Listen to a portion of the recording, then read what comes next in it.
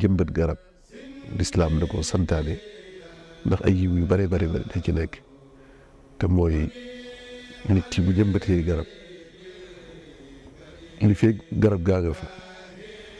ku ca jariñu rek moom sarax la ci moom waqf la ci moom ñu ne nañ jëmbat garab nit itam war na caa mën a xalaataale boppam waaye mën na caa xalaataale itam képp ku mu am rek ci ay wëllëreem ay xaritam ay bokkam kon loolu day tax yëf yi gën a yaatu ndax yonent bi sallallahu alayhi wasallam nee na bu demoon ba ne àdduna ngi tukki léegi sax fekk na nga war a jëmbat garab nee na boo ko baax nag bu jëmbat bu ko defee kon mi ngi rafetlu bu baax a baax noonu ko président defee weeru safar bi nga xam ne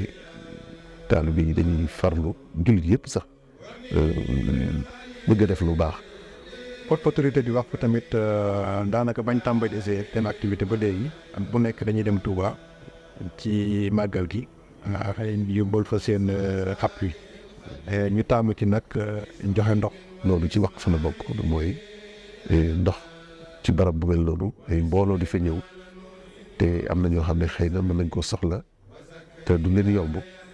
ñu fexe ba bokk ci ña koy fa yombal loolu defe naa autorité di waqf initiative bu am solo la waqf jëm foofu waqf dafa yaatu ak seen ci wàllu xaalis loolu itam waras na ci gën a yee nit ñi te li ci gën a am solo mooy day waqf boo xam ne laajul nga am alal bu bari mu def ko day mel ni ku nekk rek fu sa poos toll rek mën nga koo def war nañ koo gën a yaatal ba nit ñi gën koo xam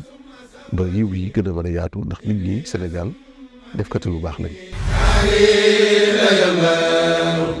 وساهب النفع إسرافيل خالد